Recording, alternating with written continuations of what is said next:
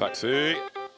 Welcome to sunny Santa Monica. It is a bright and early 10 minutes to 11 here in Los Angeles, or nearby Los Angeles, Santa Monica. Really nice. That's a nice car, isn't it? There's lots of yellow in this video. Good stuff. We should get you doing that, Dan, on the rings. You're a fan of the rings, and the gymnast enthusiast. I like rings. Dan likes rings. Okay, that's what I have to say. Marvelous. Welcome to the show today. We've got another semi-final coming away. Two, in fact. One in Europe and then one in North America a little later on. We've been having a grip tape extravaganza. It's all falling all over the place. Looking to upgrade our mice with a little more grip tape. I've got double-sided tape for the grip tape coming today. So the saga will continue. We'll start chopping it up. It's basically an arts and crafts broadcast now. Never mind a Counter-Strike.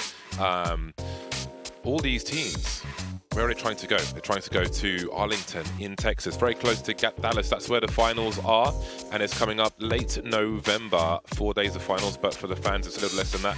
ECS.FACEIT.com, you can find all the information there, and you can get yourself some tickets for the finals as well. By the end of this week, we will know 2 more of the teams who will be heading to the finals, and the website will be updated accordingly. So definitely check it out, man. Speak to your teammates. Speak to your friends and see if they want to go down with you as well. I've been playing a lot of Counter-Strike in North America, and about half the time people are saying, I'm gonna be going to the finals, man. Are you gonna be there? I'm like, yeah, I'm definitely gonna be there. And I look forward to meeting all the people. I'm a man of the people. I'll always be swarming around in the crowd and causing all kinds of madness. We've got some interesting Counter-Strike today. Let's have a look at the bracket. We're gonna start with Europe. Again, North America comes a little later on. Mouse Sports and Mix was the top. That was the beginning. Mix have had quite the run so far. They are just claiming scalps, which is it's a really interesting situation, but their play has been interesting, and we'll see more of it tomorrow. But today it's the other half of the bracket. FaZe going back and forth with Big and getting toppled by Big 2-1 yesterday. Heretics having taken out Ninjas in Pajamas. Sorry, NIP taking out Heretics earlier on. And you look at NIP without Get Right. It's still surreal, I think, for all concerned, but they'll be playing Big today. NIP have had some good results recently. It's interesting, we've got 2 teams here, which are in periods of transition. Ninjas in Pajamas without one of their 2 biggest names that they've ever had. And Big, they've got Samir back in, they've got no God B. It's all changed for both these teams. Yeah, it's going to be an interesting matchup. I think this is going to be a huge, a big challenge for Big. They're going to be expecting to face teams like NIP in the near future, you know, fighting for those qualification spots for Tier 1 events. Obviously, you're trying to make it to the ECS final, so this is going to be a big challenge for them. I think NIP, they've had a solid core that they can rely on. Forrest has been playing out of his mind as of the past 6 to 8 months. So it's great to see his resurgence and his impact on the team. So I'm gonna look for him to step up. And Tabson too, he played amazing in the last best of 3 series that we saw. So I think those are the 2 names that kind of stand out for me. Well, from what we've seen in the last year, excuse me, I feel like it's hard for the longer tenured names in Counter-Strike to keep up with everybody at the moment. But Forrest is definitely not somebody you could consider that. As you mentioned, he is being pretty consistent. Yeah, even during the biggest slumps, and that's the thing. Like even during the biggest slumps, where the team couldn't do anything in the game, and one of the issues they had was definitely strategic, he was still able to find numbers, which is actually quite extraordinary. But that's just Forrest. Forrest. The thing is, like, if you talk to anybody who knows Forrest, and I remember running to Forrest. We were talking about Dota the other day. I remember running into Forrest in like 2004 in Dota invite channels, and just seeing you could look at people's stats back then in the invite channels, because it's like very hard to get in. You'd have to know someone or like be very, very good. And I saw this guy's like played 50 games. And I understand that it's like Forrest's like fake nick at the time, which was he was friends with Too Good, so he had like Is No Good was like his fake nick for a while, and he was like playing Dota, and like this guy has 50 games. I watched him, he's like actually so sick. And I'm just like, this guy can play any game, and he's extremely good. He would play Rocket Arena 3, which was a mod of Quake 3. A lot of CS players back then really enjoyed playing that. It's just like an aim, just like a Quake 3, just like run around with all the guns and just shoot people. And he was extremely good at that. Like he's just extremely good at any game he touches. And I had conversations with him before about like, you know, if you didn't go down the CS route, he said, yeah, I would just be a professional player in like in like a Dota or League or something like that, because he can just play anything at a higher Yeah. level. He's just a special person. Yeah, he's a true gamer. He's definitely an OG.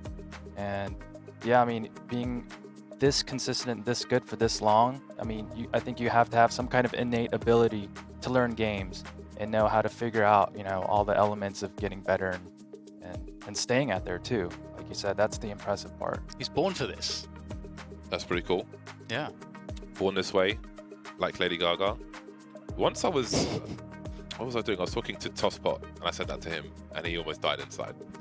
So that's good. But he's still alive, which is also good. 413 days since we could draw on a map. That will change to 414 later on. Daily reminder, it's like a weather report, but the weather never changes. Now, let's have a look at the veto and see where these teams will be playing. Man, my asthma's not doing great at the moment. I'm trying to hold down this little cough. It's annoying. I don't know where my blasted pump is. I can't find it. So we'll see if I can find it by the end of the day. It's not dangerous. That worries me. It's okay. It's okay. I feel like you need that. Yeah, it is. It's helpful. It's helpful, but you know, it's not a crisis. It's not a crisis. So here we go. We've got Mirage, Inferno, and Nuke as the 3 maps. We're still seeing insta vetoes of Vertigo, which is surprising to me because of the dramatic changes of the map. I feel like I'd be surprised if people picking it so soon in officials, but you don't know what people are scrimming behind the scenes, and I'm sure people want to be adjusting to the changes as soon as possible. You don't want to be left in a place where it's a gimmick pick. I think at the major, it was still to some degree a gimmick pick in that you didn't really know what to expect from one team to another, and with a certain card in the hole in that particular matchup, that could win you a series.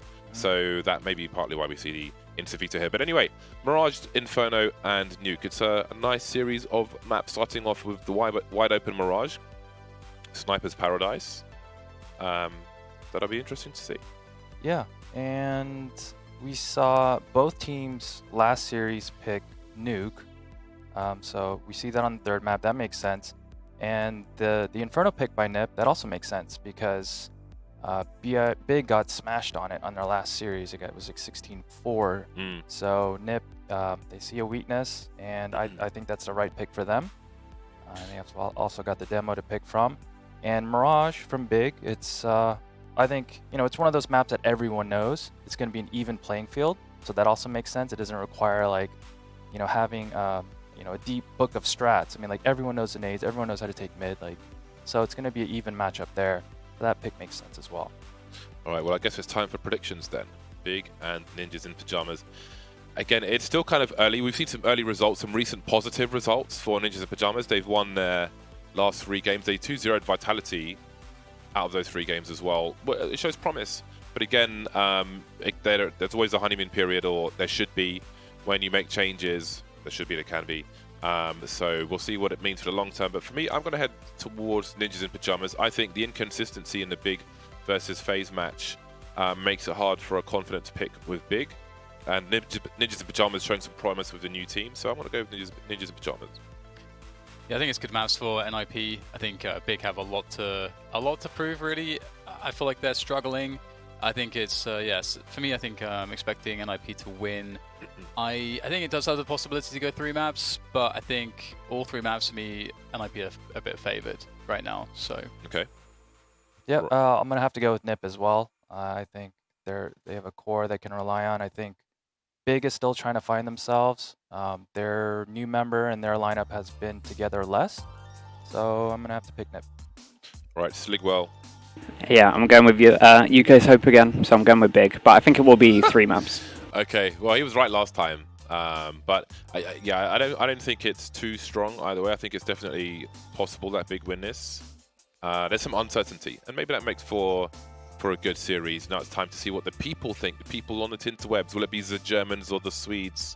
The Dollhust ahead of the Bratwurst, something like that. Well, it will be the Bratwurst, the big ass Bratwurst in there with 59%. So I think this is reasonable. I think these numbers reasonably reflect one way or another how close it is potentially between these 2 teams. I would have favoured Nip a little bit more, but I don't think there's anyone's in you know, making a terrible mistake here, really. it's interesting because from one perspective, not only I think Nip are the favorites right now, generally on paper. So you have that, but also Nip typically, historically, would have had a much bigger fan base show up for this stuff like this. So I think that does show that shift in a lot of the things that have happened over the last couple of years with the team and the org. There's also the org controversy as well, which maybe makes it hard to support with some of the accusations flying around in that respect. Yeah. We're going to look at the Pinnacle numbers and see who they favour. This is an interesting one again. I think it's one of the more difficult matches to predict, and there we go. It's that's as close to 50-50 as I think we're ever going to see. So yeah, I think that definitely tells you the climate of this series, 1.92 to 1.9. So Nip are the slightest favourite, pretty much the slightest favourite. I wouldn't even say there is a favourite as far as those odds are concerned, but it's still reasonable. It could be like 1.3 or something each, so there's still some work to be done there if you are interested in one of these teams getting a W. Now, we've got a little time before this match starts. Did you guys see all of Riot's announcements yesterday? Yeah, was there more than 2 videos? There was like the teaser and then like the expanded video. Well, they announced the fighting game, they announced an animated series, they announced... oh, I missed the animated series. That was a late one, but I don't really care about that. Character-based FPS tactical game. Yeah, that's the main one as far as we're concerned. Yeah, and that one I was able to test. Oh, really? Yeah, Nice. Volcano. So are you unembargoed now? Can you talk about it? I can a little bit. Okay. So Volcano, he was one of my former teammates, and he's been working at Riot for about 4 years now, as a game designer and a level designer. So he invited 10 people, 10 pros, ex-pros, Call of Duty CS pros, and we all went down there and did a 10-man LAN about 2 months ago, 2.5 months ago. So pretty recently.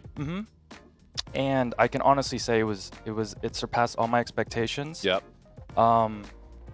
It felt amazing. The game and the mechanics felt amazing. And it's character based too, so it adds that element of more strategy and more possibilities. And I thought it was well balanced. So it wasn't like, I don't want to overstep what I'm supposed to say or not say. Yeah. But I was thoroughly impressed. It was one of the most fun I've ever had. Okay. And especially because it was still in like beta stage. Yeah. It surpassed all my expectations. And everyone there, we just had a blast. It was like, they're seasoned pros or people that have been playing FPS games their whole lives. And every one of us, it was just like, it made us feel like kids again. That's how fun it was. It's like we're all landing, and it like brought us back to those high school days. I was thoroughly impressed. So that's pretty cool. It's 5v5 format then. It is 5v5. Yeah. So what about the engine? Is it? I would imagine they built a brand new engine from scratch. I believe so. Yeah. That in of itself is a big deal because Slasher put some screenshots out yesterday, and it had the Unreal logo in the top left corner. So he thought it was based on the Unreal 4 engine. Oh, well. Do you have any? I'm like 99% sure they developed their own. Yeah, I'm like 100. Actually, yeah, they developed their own engine and their whole. That's a really big physics, deal. Netcode and all that stuff. Because that's a huge issue. I mean, the Counter-Strike, the engine that Counter-Strike's running on, obviously, is extremely antiquated at this point. Extremely antiquated, and so I've been waiting for. Because that costs a lot of money. Like making your own engine is very hard labor. Most people don't see the need to do it. But if you're making a competitive FPS game at this point, you have to do it. But I feel like people haven't been doing it, so that's good news. Yeah, that explains why it's so they're so investing heavy on this. They had a huge team working on it. I mean, they're quite serious about this game. Yeah, you have to. It's interesting with the video from the lead developer. With some of the things she's saying, they're clearly going after Counter-Strike, saying, "Oh, we hear you about netcode and about server tickers." Yeah, it's basically like everything Counter-Strike. But it's interesting because when I initially saw the characters and when I see heroes, I think like Overwatch. Not really TF2 per se, but I mean there's different characters, but a little TF2. I think the art style feels a little TF2 to me, but. I wonder how much it would compete with Counter-Strike when you have abilities. I feel like you can compete to it with a certain degree. Although I know some players tested it a while ago, like a long time ago, and at that point they didn't really have that level of satisfaction when you're fragging and so on. Which, from the sounds of it, it looks like it's definitely in the game now. I mean, you could see it. You could see it in. They basically had an AWP flick, like animation, in the teaser. So they're like, look, it's like Counter-Strike. There's a lot of Yeah. A lot of like Counter-Strike That targeting, was which Leave, is wasn't it? which is Leave interesting. said that was him. Okay. That was him playing. Yeah, Well- he tweeted that. He said like, "Look, I'm a beta tester," and he like linked the clip. Mm. So Oh, I I didn't presume know. that was him. Okay. That's what he implied. Yeah, there but was a clip with a rifle shots. Mm. They had some recoil involved, and then the sniper gun, and also they displayed, excuse me, a shotgun as well. okay. So yeah, the game felt really crispy. Where I was aiming, it hit where I wanted to. The movement was solid. That was my next question about the movement. What are the movement mechanics like? It's so yeah, they mentioned the peeker's advantage. Mm. I felt like there was no peeker's advantage. So you were rewarded for having an angle and having a position, and you couldn't just bypass that advantage with peeking. So the netcode and the movement and the pacing and the tiles and the movement, Yeah. it was clean and solid, and so were the shooting mechanics. That's interesting because if you consider, maybe or maybe not, Counter-Strike has moved to a new engine in the future. That might be something that they could change. But now the kind of gauntlet's been laid out. It's a really interesting time actually. I mean competition is good. Yeah. Competition is Puts the always fire good. under Valve's arse. So definitely maybe we'll get to draw on a map soon, right? But I think like I don't know if they move to. I don't know much about engines and how they moving from one to another changes the game. I don't know anything about that, but just in terms of theory, if they're able to solve things like that, then it would be very interesting. Because I think we've gone past the era of when is like Counter-Strike 2 coming? So that's not the generation of games we're in now. We have the constant updates as opposed to like one every 9 months to 2 years, where you get like a patch that you have to go and manually download. The one server days are long gone. So I think that's a change that could certainly be made. Will it though? I have no idea. But definitely, I think it's good. I think it's really interesting to see. Like, I'm curious to see how you make a game that's basically trying to take the Counter-Strike audience. That's a pretty big goal, because I feel like Counter-Strike is the one concept. Counter-Strike is like the religion, and everything else is like a little break off. Someone's going to make a little pact where they've got 10 wives and stuff, and they get shut down by the police. That's how I kind of see. That's my analogy for Counter-Strike. I mean, there's loads of ways. There's loads of leaks in terms of Valve just being like, yeah, everything's kind of cool. We have a solid product. We'll just let that just be. And that's mostly what they do. As you say, like they do all these incremental patches all the time to fix certain things, but there are limitations inherent with the fact that it's a super old engine. That's a huge problem, and that creates loads of issues. I think they've mostly bypassed a lot of those, but yeah, Bright are like, we're gonna actually just put all our effort into making this an extremely good competitive game, leave no stone unturned. There's definitely a lot of edges that they can get over Valve, who've otherwise been don't want to say complacent at all, but just chill with it. Yeah, I suppose part of the issue is the overall Valve policy with communication, basically. Where, in some places they do communicate more often, but again, they don't want to. I wouldn't even say overpromise and underdeliver, just not promise at all, basically. So communication is often lax, and sometimes it is forced with just like community outrage and with a certain thing, and then they'll make a statement on something like they have recently. So yeah, we live in very interesting times. I think. And yeah, like Daniel mentioned, Valve, they have CS. It's a solid product. It's outlasted time, and it's just such a good game.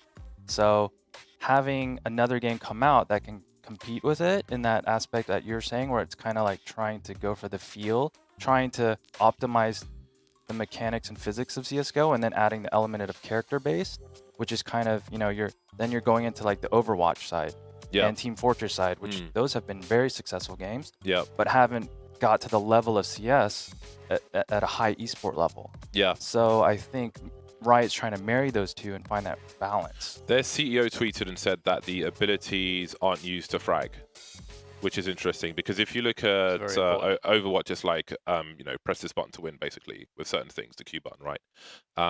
But also where you have abilities and so on in FPS, I think that Overwatch can be very busy and hard to track. And I think if you look at people like viewers who don't play the game, I think it's really hard to keep a track of what's going on in that game. So it'll be interesting. I think that's one of the best things about Counter-Strike. Like if we do any live event, all the security guards and so on are just staring at the screen because they can understand what's going on. There's some confusion at halftime, but beyond that, they get it. But With the abilities, I saw there was like, I don't know, some kind of wave thing going on, and some person was flying in the air and had ninja stars, or Yeah. you know, so It can get visually confusing yeah, when there's, you know, characters with all these abilities, and then yeah, like new beginners, or people that don't understand what the spells are going on and the impact they have. It can be difficult for a beginner to watch and spectate, but also like as a director to kind of show, you know, what's entertaining and like get the story of the round or the impact of the round, who to watch. yeah, Yeah, there has to be a level of flow and pacing to the amount of things that are happening at any one time. And Counter-Strike's you've always been able to see the skill. That was always one of the biggest things. Like in a game like StarCraft or something, it's extremely hard to watch at first, but once you start to learn the units after a couple months watching it, you're like, okay, I kind of get it. But at the same time, you still can't quite see the skill as you can in an FPS game. Like the level of, like you can see that things are happening with micro, and you can understand that macroing is happening. It's an enormous part of the skill, but it's kind of hidden in a sense. It's kind of like in fighting games, there's also in certain fighting games, there's like certain things that are happening you can't see, like options selects and stuff like that in Street Fighter. Whereas in Counter-Strike, you can see everything. When someone makes a flick shot, you can see that, and nothing's hidden.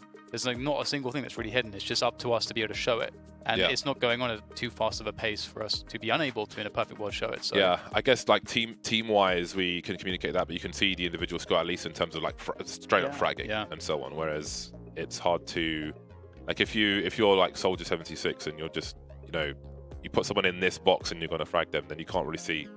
It's hard to communicate the skill of the individual player in some respects, but it was interesting. It was, yeah, like that kind of flick shot clip. It was very okay, I can see what's going on here, but it's curious. It's curious. It's kind of funny, the scene we're in, because I remember when Overwatch first came out, and you know, it didn't have a lot of things. Like it didn't have, you couldn't like review games or anything. So they were adding kind of basic functions which we take for granted in Counter-Strike. But it was interesting because people who like hate on the developers in Counter-Strike were like, look at these updates from Blizzard, you know, why don't we get these from Valve? And it's like they're adding things incrementally that we've always had in the game, which was interesting. But yeah, it's a lot more aggressive from Riot, where it's just like, we hear what you're saying about this game, our game's gonna have this. That's really interesting. I like it though, it's good. I like it. Valve were always kind of fortunate because what people, I mean, obviously initially we had this era of people just making games, just trying to make some fun games. Some of them turned out to be really awesome in a competitive format. Later on, people were like, okay, we want to make now there's like esports and there's an infrastructure, let's make an esports game, but we actually need to capture the casual audience as well. So then you have like a confusion of two identities behind your game design. And as you say, that's like part of the confusion that's going on when you're trying to walk the line of the balance there. I think Overwatch, you know, kind of failed with that in terms of, well, they created a game that's extremely fun and it's amazing for the casual players, but from a competitive standpoint, it's not the one, in terms of the fact that it's too spammy and all this kind of stuff. And I think also you also limit what the players can do in the game because of the abilities. And Right. I think that's the a problem. individual capability in that game. It is limited because it's highly dependent on the compilation of heroes, and you know, so you are limited. There's a skill cap as an individual. Whereas CS:GO, like you can pick up a P250 and you can single-handedly win a round with 1 HP. Like that possibility makes the game so entertaining. Exactly, yeah. Yeah, and everyone has their own weapons and things. Quite well too. They've Apex Legends, actually, I think their dev team is actually really good in terms of understanding the esports component. I got a couple more questions for you, but with the game, god damn it, I was enjoying that. NIP, oh, it's a piss round. So is there a cripple effect? It's not a piss round, it's a knife round. A knife round. Is there a cripple effect? So when you shoot and apply damage to an enemy, they slow down. Does that exist that you noticed? I don't believe so. Okay. Yeah, I don't believe so. Yeah, it's a long way from launch though, so maybe it's introduced later. And is there currently any kind of bunny hopping or anything like that? Just so, sorry, just quickly, don't forget guys, there are community streamers on Caffeine who are also commentating this, so if you're fed up with Dan's little podcast, then you can go on Caffeine what do you mean? And listen to those people our conversation. As well. Carry on. Just trying to devalue our whole conversation about interesting things. Yeah, so what are the movement mechanics like that you can see? It's not time, Dan, it's a pistol round, come on. Just want to know things. Man. Okay, we see Lekr with a smoke and 2 flashes. And they're heading towards B, so it looks like some kind of a simple B pop. Keep it simple, stupid. I like it. Everybody's here. Tabson, he's got a pop flash ready. He's got the this is like a Cloud9 setup. Which this? Oh dear. Okay. Oh no. Oh no. No. No. No. Oh, he did deploy it. No, he didn't deploy it. Never mind. It's the T flashbangs being deployed. We'll talk about it later because NIP are streaming onto the site now. There was an opportunity. They were just too impatient. Big. There was a like major winning Cloud9. They had a pop flash play on Ninjas in Pajamas in a pistol round on the B bomb site of Mirage, where somebody had 2 flashbangs through the pops and Tarek was baiting on the balcony and they got absolutely annihilated by them. Thought the same thing would happen, but here they are, 3 players stuck in the market now, trying to get back into the bomb site. Well, it's going to be pretty hard to break this. There's 5 players alive and they've had time to set up. That's a free one for Xantares. It still shouldn't really impact things too greatly, but it is a free kill here. And some more damage will be done. Some damage, some kills, some money in the bag there. And a couple kills will go the way of Bigger in the end. Would have liked Nex if they're thinking that they have this setup where Nex is kind of dedicated on the balcony there, and people might be running past him and so on. That's a spot where it's really cool when you see someone have like a 5.7 or a CZ or a gun that's capable to at least guarantee a kill that because they're with the USP, they have to run past you. Otherwise, you're more likely hitting body shots. But so no, they had the pop flash set up. They just didn't hold on to it. But they didn't actually do it, though. That's what I'm saying. But yeah, they should have been more patient in there. I don't know though if something happened around the map which made them start to rotate or what the situation was. But again, I actually made a video of that pistol round that Cloud9 did to Ninjas in Pajamas because it was so sick and it was so devastating. The repeated flashbangs as well. I think Forrest was blind the entire time he was facing the wall, and the executions were gratis. They were completely free. And that's why I'm saying, like, surprised not seeing it, because it seemed like they had that plan, right? You got the one guy that he's gonna just basically kill 5 people. That's the idea behind the flash and stuff. So, but it's all good for NIP anyway. Oh, a little cheeky mid play at the 110 mark, gets caught by Forrest, and that's gonna be so much info. Now they can just walk into A with ease, all the confidence. They're not gonna walk into a stack. Wow, they're actually going to be using quite a lot of utility on this round. Secure the bag. Yeah, I guess they were anticipating a force buy from Big as well. If it's just USPs, you wouldn't really think about using all your utility.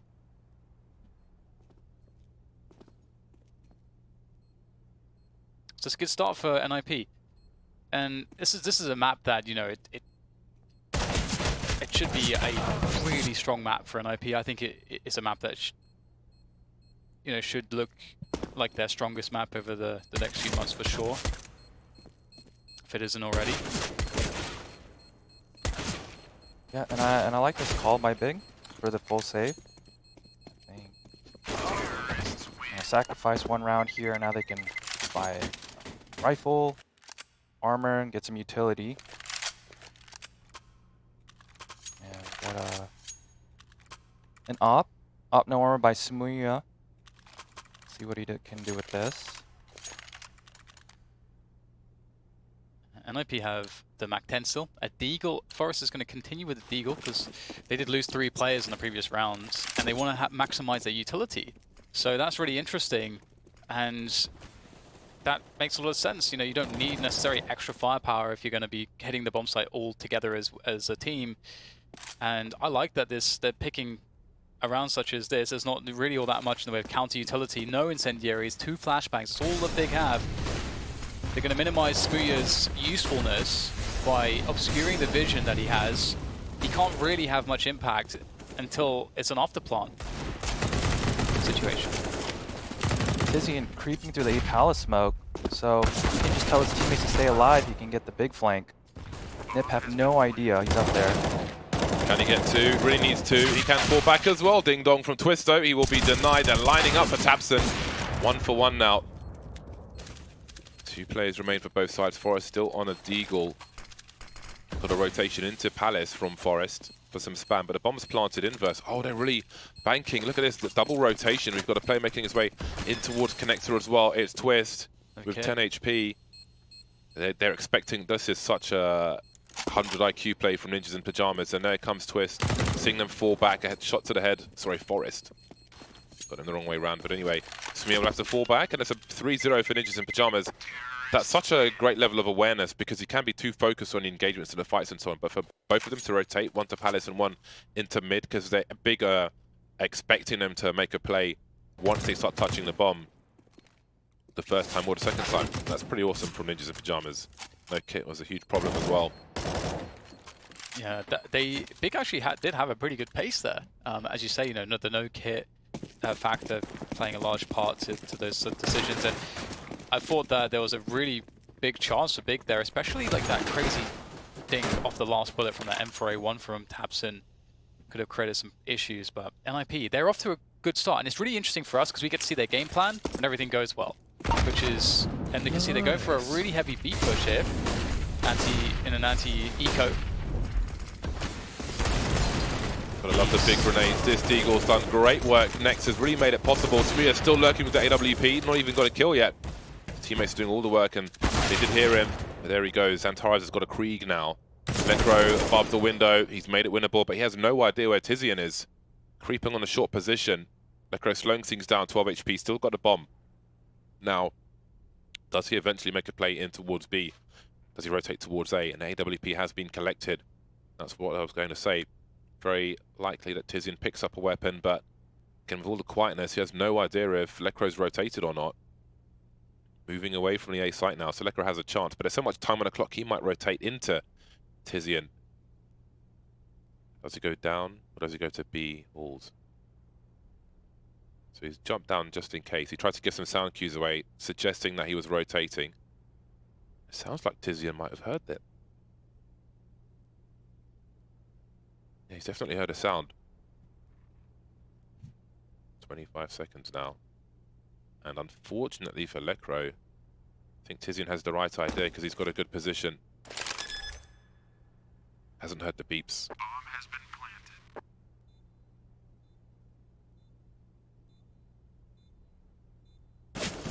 planted. Oh my god! That's a Nice great shot to make, isn't it? The first bullet straight in the head. Not even necessary. Krieg. Oh, I don't know if he meant to picked it up actually. Let's see. I think both players there, they played it how they should have played. Yeah.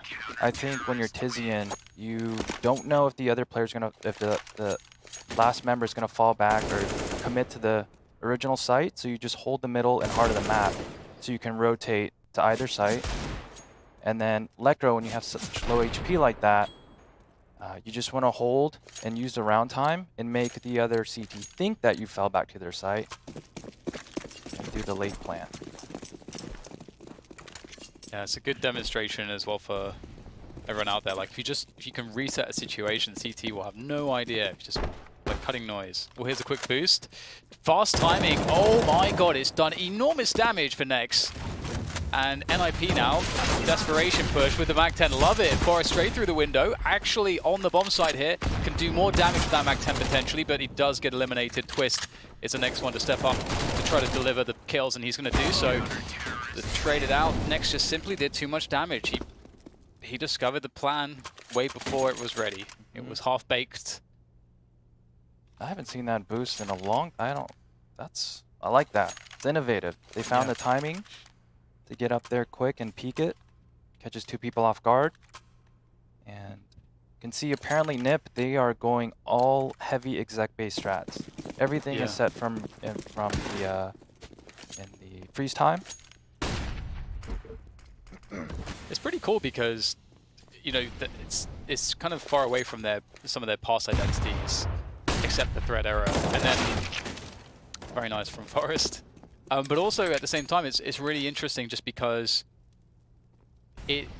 from a spectator point of view, they're creating so much expectation, and they're creating this element of a mind game against their opponent where they're saying, are we going to explode here? Are we going to explode there? And then what are the responses in the future rounds? Well, it actually encourages Big to be aggressive, as we just saw, because Nex can get aggressive there. If they are setting up for something, he catches them. If they're not, he gets fast position and information. So it just changes the whole scope of how the game looks.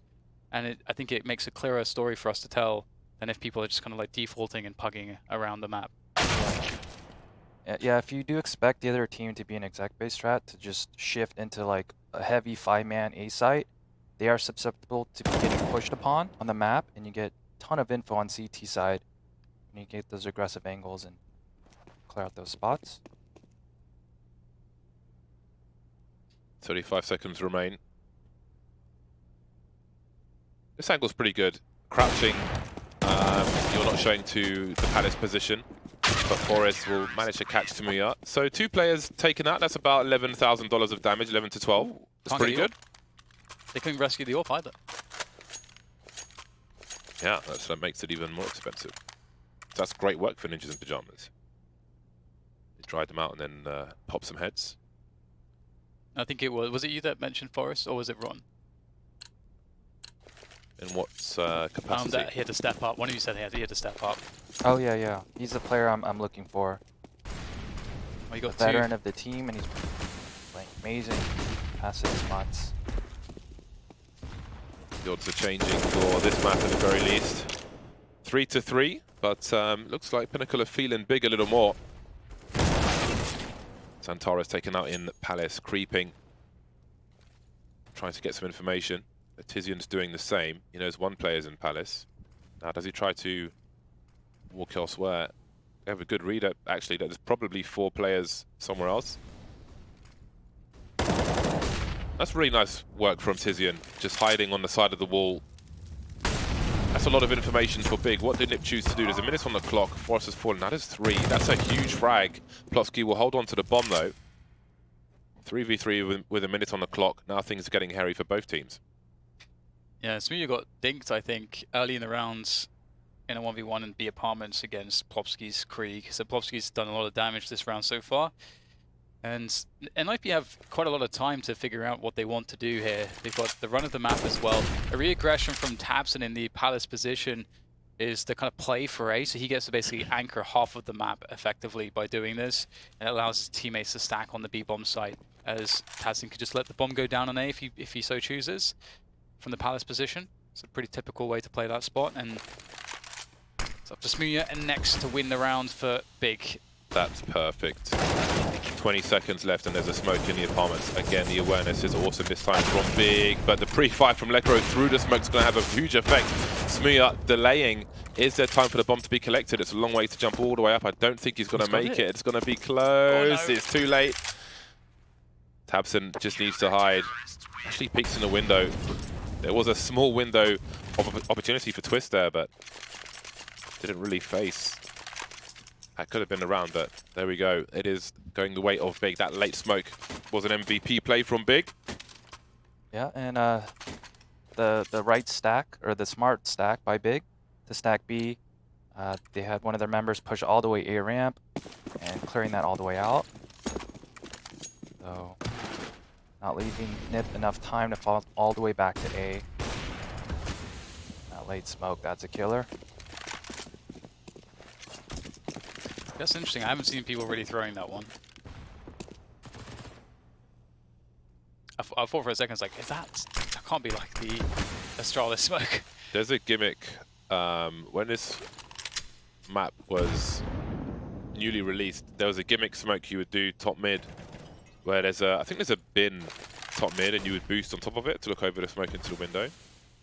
You don't ever see that in a professional match, but every now and then it appears somewhere.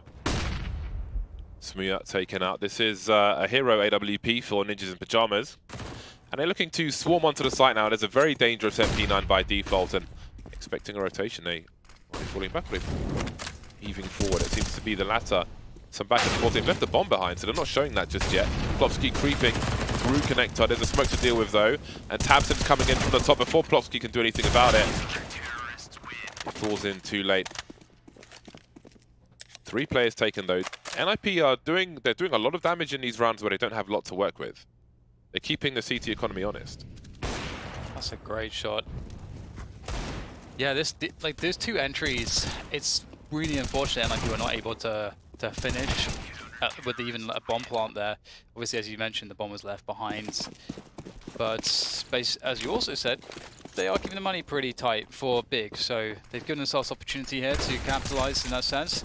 Swing over the top of the fence. looking to see what he can find, but he's going to get taken down by a fast connector timing from Lekro, looking to follow through with the momentum to take down Xantares and connector as well. Forrest though has the angle, and he's gonna...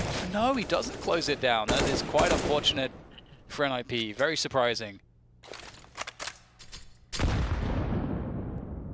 Smoke dissipates towards B. Looks like Twist is the bomb collection service, although he's looking top mid as well. Unsure as to the climate. Lekro under the window for now. Smoking off connector as one does. That's going to bring Tabson forward, maybe wondering if there'll be a play towards ladder. Or trying to catch somebody in connector. Will there be a boost over the bricks? Over the breeze blocks. Looks like, oh dear. Gotta hate it when that happens. That is a lot of information, potentially, if someone's in the right spot. 4v4, 45 seconds, Rose creeping out with the scope. You won't see, he will see one player into Palace, but he will surely never expect the second one. Xantares has to realize that he hasn't been detected. With the time on the clock, does he take the first fight? We see Nex running distraction in that connector position. Surely they don't check for him in the Palace after that frag. There's Nex now, making the forward play. Xantares playing for time. Blocksky taken out. Nex, there's still 20 seconds, still time for the bomb to get planted. You can see him moving forward, but Rez is looking for that second player. And there's the round for Nip. And look at what it's done to the money. Even though they lost a string of 5 rounds, it's they could really take over the game. They've given themselves that opportunity at least. However, one thing that's interesting is that Big showed NIP already that when they were able to get that start, when they were able to execute their game plan, run, like just go with this heavy kind of set piece based rounds, that they were able to handle that. So I wonder if NIP will change that game plan, or if they'll continue with that approach once we get into the buy round for Big. Yeah, and that's 2 gun rounds in a row. Sumuya was picked off. Sometimes he's got to be able to just chill. The first one there off top stairs, he was just caught in rotation. And another one, he played aggressive cat and not playing those aggressive angles or situations well enough. Can't be giving away picks when you're the opper. Speaking of things I haven't seen in a while. I haven't seen that in a long time. How do you know to nade that? Why would you nade it? MIBR used to do that boost. Oh my god. That's outstanding. That's insane. Maybe it was just a nade, just thinking there's a player in the corner there. Well, Tabson still manages to get something out of it. Big are making inroads across the map, but with most of the Nip players in a mid position, as long as time is not a problem, might not be the worst thing in the world. Rez moving forward towards the ramp. There's a double rotation. Got to be careful about the sounds, but you can't be too careful at the same time. Creeping slowly. Better get that bomb planted soon, because they're coming. The USP brothers. Twist. Did he spot something? He must have. Must have seen one. There's a pop flash from Rez, going to have a look. But again, will they expect a second player there?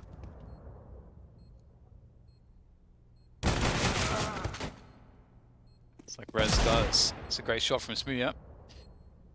Looking to do more damage, make it more painful. And that'd be great. I mean, they are buying next round, so make this as painful as possible.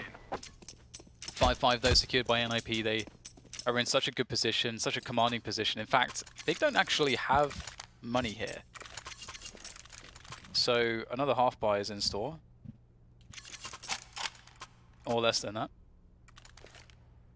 Yeah, Nip in a strong position. Take command of this first half. And we see Big, they're not going to force it here. They're hovering around 4K to 4.5. You have offers on the team. It is probably just sack around here so you can get your star players let off. Nice. Whoa, wow. That is about 130, 140 damage. Xantares is going to take control of the bomb in the short term. Tabson falls to the flames. Tizian falls to some bullets, and Xantares has got himself a nice rifle. Doesn't land a shot on Lekro though. Big's turn to do some eco damage, but Nip will be less concerned. Cheaper to buy on the T side, of course. And they've still built themselves a fat chunk of money. Big back on the buy once again. Samir with the AWP. Reasonable level of grenades. 4 smokes on 5 players. It feels like NIP have watched some big demos at least in preparation for this. Like at least like a couple. I'd hope so. Because of some of the stuff that we've seen. And look at this, just going straight into the set piece No there's very little defaults here from MIP. That's a great pick to begin a push on A with. Take down the player around Palace. There's a gap between the smokes for Xantares, but has to avoid the flashbang. Rotating back towards jungle. A number of players there. tabseN not in position to use his molly. That's a smoke you don't see every day, but he swings through it with a flash from his teammate. Plopsky avoids and punishes. Knows where one of the 3 players is now. Continuing to use area control, but he will be eliminated. Big don't have the best position. Rez creeping on short. Does he hear Samir? Surely he had the scope. It's become very expensive for Big now. Only 2 players looking to save some items. That AWP is not retrievable. Maybe if they can find Rez, they'll take a risk and go for it. Then again, maybe not. NIP win their 4th round in a row. Question is, what do they do next? And what do Big think they'll do next? Is also an interesting question. Because Big, it's hard for them to know, and aggression is really the best answer. So, so where will they choose to go aggressive? I really thought that quick boost, like you said, you hadn't seen in a while. Run that was an amazing answer. Yeah, So they what need else someone to step up. Nip, that's 2 rounds running the basic A exec strat, and Yeah, they're running it James. really well. Hey, with smokes, James, your favorite. Yeah. Well, it's better when you've got professionals doing it. Mhm. When it's with the plebs. Let's throw all these smokes and stand in the choke point until we get peaked. Doesn't bode well. Doesn't sit well with me. Let's all wait for each other to go first and not make any progress. Let's panic, try and plant the bomb. I could go on. I won't. Oh, the smokes have gone away. We waited in the choke points too long. Can't plant. But let's try anyway and die. Smokes are out top mid. Big have invested in some utility. They've got a few grenades here. Forrest is blind, still manages to catch one of these players, make it 2. Won't be 3 though. Next in connector doing what he can. Lekra holding the angle, but he's concerned about the status towards short. They can cut their losses. Next now trying to take position somewhere else. Needs to do what he can with his rifle before the rest of his teammates get taken out. Again, you want them to be able to swarm. Seems Lekra will be protecting this rifle. How often will he peek though? There he is, taking one in the dome. Now there's another rifle to be collected, but Big aren't in position to do that really. Flash towards connector, rotation from tabseN. 2 rifles remaining for the CTs. Next waiting for a peek. Looking for the peek from Palace. Down to 20 HP now. NIP, slow, methodical, no smokes remaining. Where do they choose to plant? They saw somebody CT. So Big have given themselves an extra man in that respect, because they've all rotated away from there. Will they look for next in mid when they last saw him in CT? Well, it looks like he's going to hold on to what he has. And I think look really disciplined right now. I'm not really. They look really tight. Like you can see, in like just in that situation, they're trying to cover all their bases. The spot that Lekro picked to basically punish if they try to 1 flank or 2 pick up those guns. He's in that kind of deep position. He's unlucky not to get the kill. It's a good kill from tabseN. And then NIP like very methodical, as you say. Moving into the A site. Like the final peek towards connector was a double peek from Palace and from another player. They wait for the flashes. They call for the flashes. It looks very good. Like very disciplined. I'm quite impressed. As someone who hasn't watched NIP that much since the since Plopsky joined the team. Yeah, they're they realized they had plenty of time to work with. They didn't rush into anything, and they're scaling. Again, like you mentioned, it was smart, making sure they're all on the same page before they commit to the site.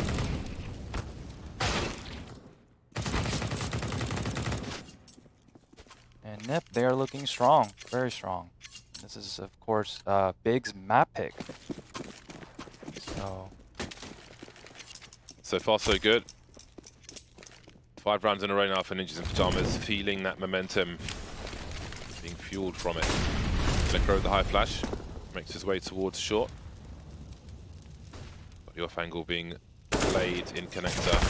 Oh, gotta be careful. Big with some very unusual positions in mid. tabseN will be eliminated by Forrest though. But who really has control? Can't see either team does in the mid position.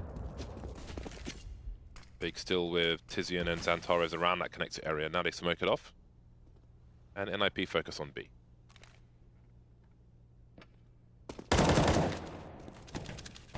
Smuya's in position. There's a big peek.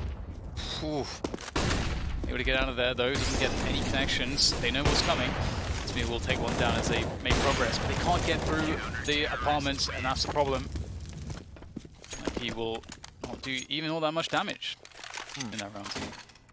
So NIP, they got the info immediately that there was a rifle and an op top B, and they had time. They could have fell back, but I guess since they knew exactly where those two B players were, they tried to just rush and overrun them. It's tough. It's a tough one. It's a very thin line when you go through the B apartments. If you don't have somebody at the back with the flashbangs as you're going through the window, that AWP angle is really, really strong by the window. Put a smoke in the middle of the site, but then that can create variance and places for CTs to hide. NIP charging through, and Xantares has been taken out early, and again, it's still a challenge through that connector position. Hasn't always been smoked off from the top. If Rez peeks soon, he may be engaged by Tizian. Nice jiggle from Rez. Takes position now. Double peek is possible. There's one, but he's exposed to Smuya at the same time. But there's only two big plays remaining. Bomb still in control of Ninjas in Pyjamas. Klopsky comes out of the B apartments to collect the bomb. Smuya is in battle sniper mode, and Lekro's waiting for him. Feeling of desperation. Surely he just spotted him. Being hunted, moves to chair. Smuya knows he could be exposed to two players, and indeed, Forrest was coming in from the peak for top mid, so it would have been a 2 versus 1. Good awareness from Smuya. Now he can reset the situation and rotate elsewhere. And again, NIP slowing it down. They realize they have the number advantage, so they're not going to rush into anything. I really like this. You know, again, this is very a disciplined play. You have a bunch of veterans. They know they don't need to rush anything. Get together. They have the info now. Next is B halls, and they know Smuya was an op. Now they have the info that both players are B side, so it's going to be a 2-on-2 here in A. Yeah, that's what Witchhawk has posted up on a better angle there. Next, actually going straight through the fire. Once again, really fast position. It's actually paid off enormously. As Klopsky thought he was safe in that angle, but he was not at all. And Twist is facing everything. Oh my god. He had time to plant, but I guess he didn't know whether or not he had rotated to CT. So he's gambling in connector instead. Yeah, it seems there was some concern about somebody peeking from CT. And there it is, 8-2-7. A thin lead for Ninjas in Pyjamas, but a great run in the second half of that first half. And it's the second half after the break.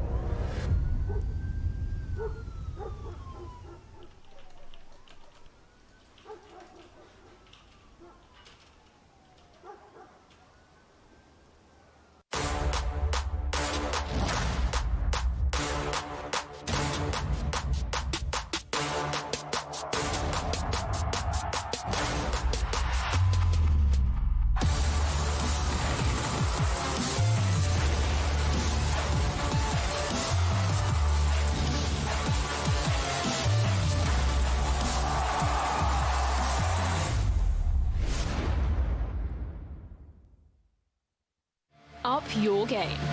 128-tick servers for the smoothest, most responsive gaming experience ever. Ensure you game seamlessly with our state-of-the-art FACEIT anti-cheat. Track your progress with advanced stats within your community, country, or region.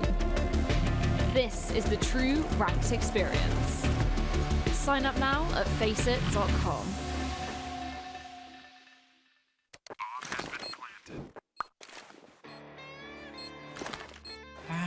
Cool, right? Want to know where I got it? Well, look, go to CS.money. It's a trade platform and a marketplace at the same time. Just choose, click, and get. Good luck, bro.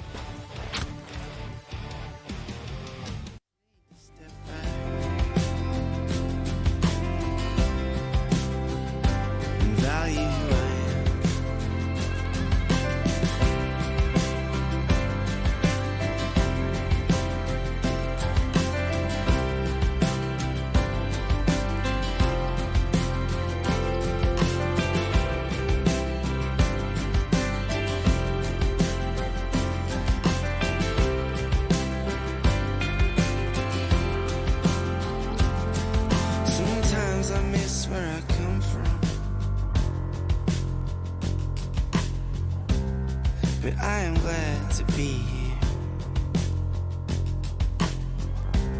Up and down, around and back again. Year after year. Nobody's gonna save me. Nobody but myself. So I better get to it.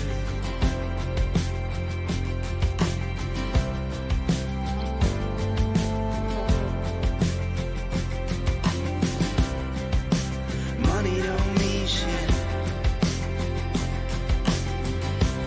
All that matters is what I leave behind. Money don't mean shit.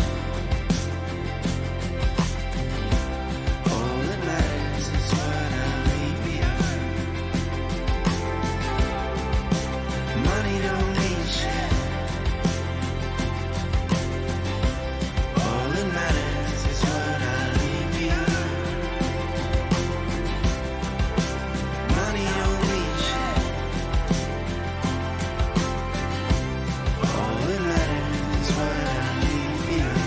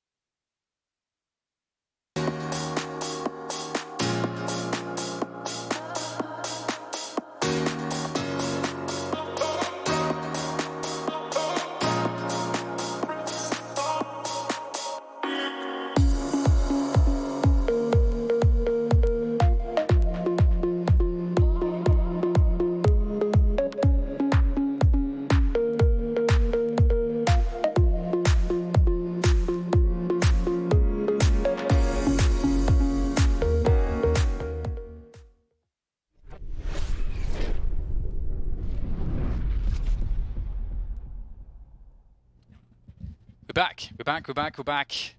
Big and NIP, pretty close first half in terms of the rounds, but it was interesting. It was cool to see that NIP had a game plan. They clearly had done some research. They ran a lot of set pieces, and they got themselves 8 rounds on the T side of Mirage. That is pretty respectable, more so than respectable considering that it's Big's pick. Yeah. And this is Big's map pick. Blah, blah, blah, blah. Big's map pick. Welcome to the club. So we'll see what their game plan is. If they're going to go heavy exec based, or if they're going to run more of a default spread the map style.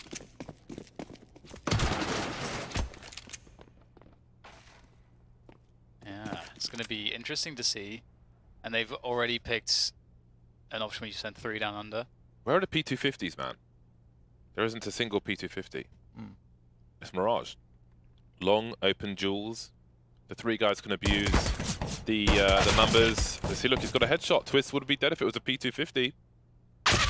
They're all aiming for the heads. I think Gamble some P250s. Okay, we've got Nexus and Zantars jumping. Burst fire. You are really wishing for a lot there. And it seems it's not Christmas as far as Big are concerned, because they will not land what they're looking for. Another headshot with a Glock. Another person still alive.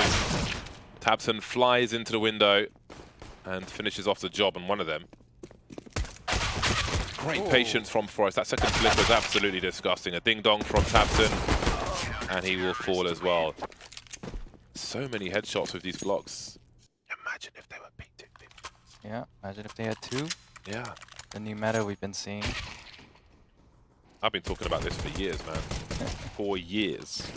I look at the sheets, I see the ranges. I made a video with a physical demonstration of the difference between a Glock headshot and a P250 headshot. Yeah. Plopsy's wraps. His hand wraps. Hand wraps. What are those? Where's Plopsky at? Where can I buy them? Where's Plopsky at? I don't know what those ones are called. I had the Badlands hand wraps, which are kind of like a yellowy camo, which I kind of missed, to be honest. I missed it. I wish like that stuff was all cheaper. It's so expensive. Well, do you know where it's cheap, Dan? CS money. Get yourself a knife. Stop embarrassing yourself. See if it's cheap. Stop embarrassing yourself, Dan. Stop embarrassing yourself. Forrest looking for a boost.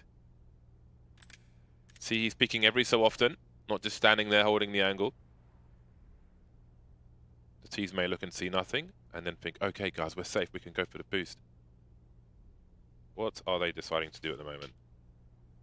They're hiding. They're waiting for a CT to get curious. Maybe banking on a level of nervousness with only 4 players alive, but that's coming in on a ramp. Plopsky moving with the MP9. Full of those googly eyes. Forrest could have been seen there, I'm not really sure. Apparently he wasn't. Killing one in the window means there's one underneath. Nice work with the smoke grenade. Tabson has to pick the right time to go. There are 30 seconds remaining. A shadow has been seen. Plopsky will go for it. Some money made. Necro now getting curious. He goes deep. He manages to take 2.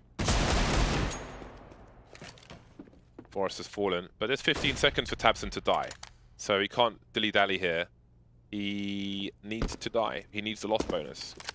Plopsky won't take any chances, and will take him out. He knows weapon was collected. And there it is. 10 rounds on the board for Ninjas in Pyjamas, just as we saw when NIP were on the T side. Big took the slow round and managed to get a fair amount of kills out of it, so they have forced Ninjas in Pyjamas to spend a fat chunk of money. We see Twist with an early op, and Big, their game plan, they're trying to utilize underpass and try to get into window, but Nip not having any of it. It's going to be very difficult to make these MP9s work against the AKs and the Kriegs and so on. You're going to have to find some good positions for those. And you got one of them close on B-Apps and the other one in Plopsy's hands close under the Balk. But if they go through connector, and the majority of players go through connector, the MP9 is going to be pretty useless under Balk. So this will be quite interesting to see how this dynamic works. The connector player Twist with the AWP, he's one of the most powerful players in defending the connector push. If you can get a peek on Ticket right as they're coming up connector, it's very strong. And that is quite the kill to find. And hey, you know what? They're going to switch up the pace. They're going to go into a B split with 3 players, and that's going to definitely catch an IP off guard. Alekro has so much to do by himself here. Trying to avoid the grenades. Considered throwing the incendiary into the apartments, but what does he do with a short-range weapon? Playing off of his teammates now. Hasn't been detected just yet. He might get himself an upgrade. Big don't have position. Oh, Twist still moving when he takes the shot. One's gone past. Alekro could have something to do. So he hasn't got all the HP in the world. That is a fantastic incendiary. The fadeaway, the cover from Plopsky, the swing from Lekro. somehow NIP survived with 3 players when he only had 1 player on the B bomb site who was unable to do anything, even throw a grenade. Very unexpected result there. Plopski's lucky to not get taken down. With angles like this, even if you get pop flash as a T, it's not hard to spray the point of engagement, so you play that a few times, maybe Plopski dies to a blind player, but on this occasion it works, and Ninjas Pyjamas have 3 from 3 in their second half. Big. Can they do the damage that Forest is able to do with the Eagles? Smoke and a flash. Well, there you go. Next kicks things off, but the response is pretty strong. Should be quite difficult to get that bomb planted. Limited cover, the bomb is now down. Well, it's actually Palace. Nice teacups. Only losing 2 players. Pretty good for NIP. They're off to a really smooth start here on the second half. They won the first half pistol as well, so everything's gone right for NIP this game. Did you say nice teacups? Yeah, they've got a nice little teapot in there. I need to see this. Not right now, but at some point. I would like to inspect the crockery. Have you never looked in Palace? I have, but I don't recall the teacups. It does remind me of when I was in Kuwait, actually, but I'll explain more later. 5-round lead for Ninjas in Pyjamas. Again, the momentum continues. Twist of a flick, not quite hitting the mark on this occasion. How did he miss? It was like it's like a pixel between the 2 players. Damn, that's frustrating. Maybe it'll be a fast boost again, but do they sit on the rail outside for a while? Or do they go straight inside? It will be the latter. Some information for the T's. Focusing on the ladder room for now. Next makes his way into B apartments. Maybe goes to collect the bomb. We'll see. They're in position to split the B bomb site.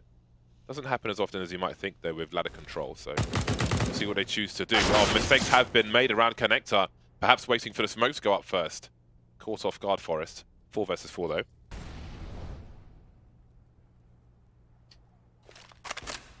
And Big still with plenty of time to play. See how they finish. Looks like they're gonna decoy. They should decoy B, and then the player window should flank around market. Yep, that's what's happening. Xantarz, he finds the timing. So if the B players didn't even stay alive, that's a bad I think peak. Rez just spotted him. Yeah, he's being looked for. Rez saw him just in time from A ramp, from CT ramp. That was a life-saving rotation there. The information.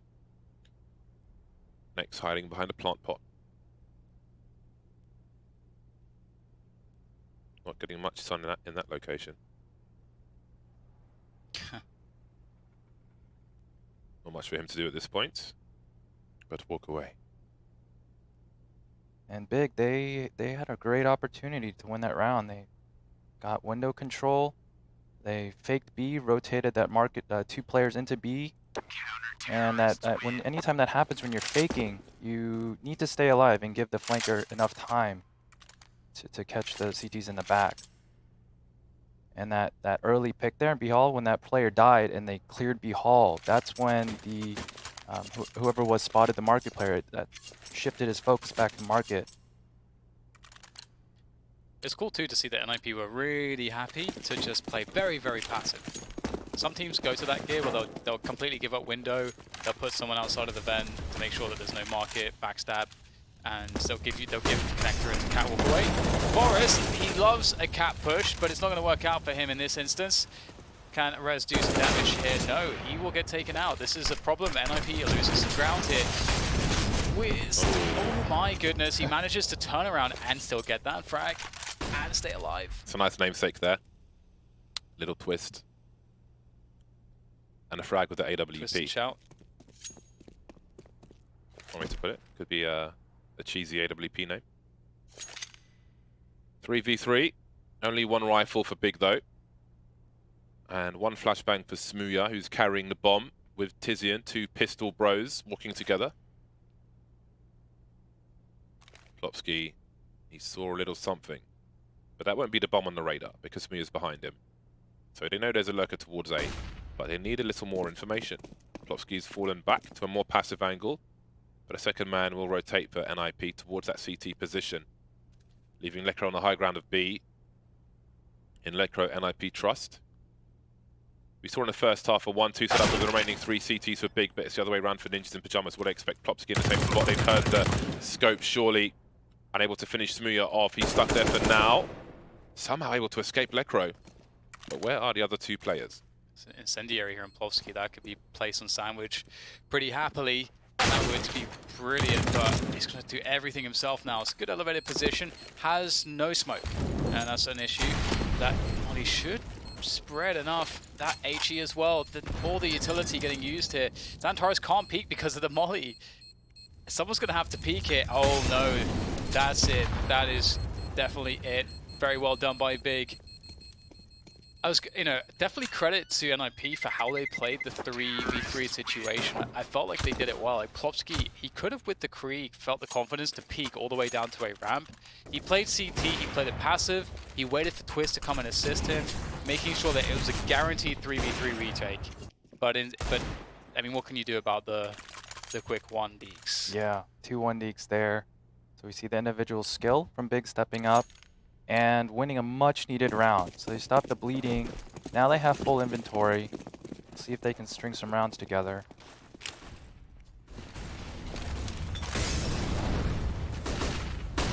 Quick push at top mid. A swing and a hit. Xantares will take down 1, but Forest has a fantastic response, having to swing full down Orpa as well. Can't win that one, but he's done as much as he possibly could.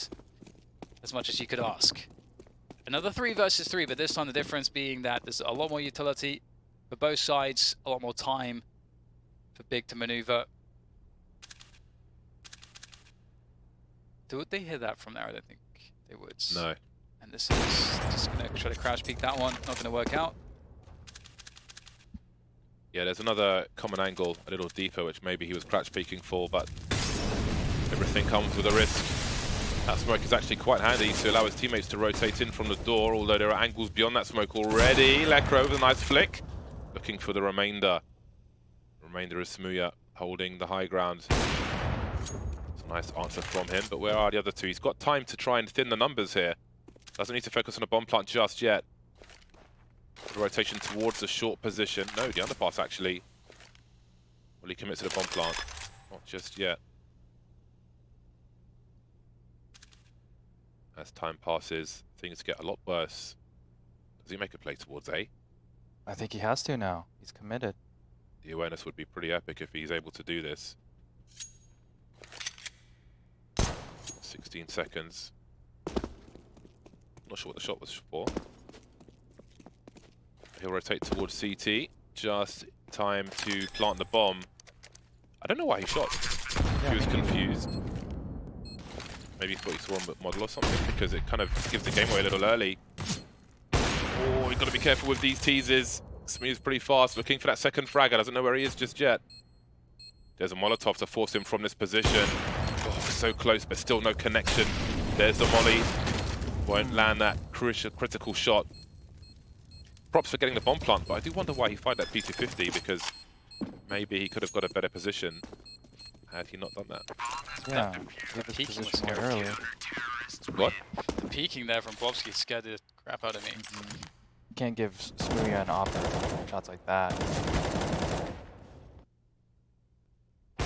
Boo. Valiant effort. He does get the bomb down, and yeah, just barely missing those shots. Now Nip in commanding lead. Yeah, they're looking great. I love that they'll hop up into the bench from Lecro. Nice kind of flow play from him. Feeling it.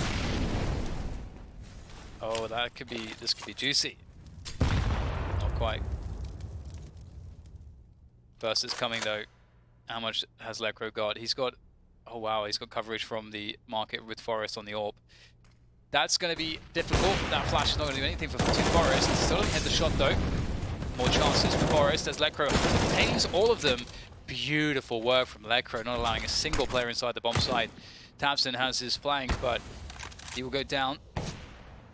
And now Smooya is left alone again with an AWP. Stuck in the apartment once again. And this means game point for Ninjas in Pyjamas. This round is surely out of Smooya's hands at this point. Got the flank coming as well from Twist. There we go. It's game point for Ninjas in Pyjamas. Almost every round in this half, and maybe we could talk about it after the game should it be concluded soon, but NIP are looking really good. Yeah. That's something everybody wants to see. What do you think about that, Sluggy? So at least he's ignoring me, James. Nip looking good and also Big not looking good. That was a questionable strat there. The scaling was not good if people were running out at disjointed times. They weren't able to trade. There weren't any late flashes. It's a little worrying against this Big map pick. Chunky grenades into the apartments, and there's just too many angles for the CTs. A crossfire can be very painful, and it is turning out to be so for Big. Xantares in the site.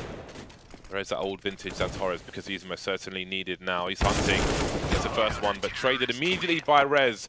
NIP finished with double the score of their opponent, just the 1 round for Big in that half. All NIP, and mostly by elimination, just the 1 bomb plant that I can see. Yeah, NIP won both pistols as well, and you know, even if they had lost the pistols, I still think they would have won this game. They just looked like the better team, generally speaking, better prepared, more together as a unit. And I think that's kind of how we set it up in the pregame too. So it kind of played out that way. Yeah, Nip on T side, keeping it very simple. They were able to pick up those 2 gun rounds with simple A execs. A good mix of default as well. They also threw in slow rounds. So they look, their rounds are clean. They're finishing the rounds they should. They're not really putting themselves in any jeopardizing positions. Whereas Big, on the other hand, it's just like, they're forcing rounds into B.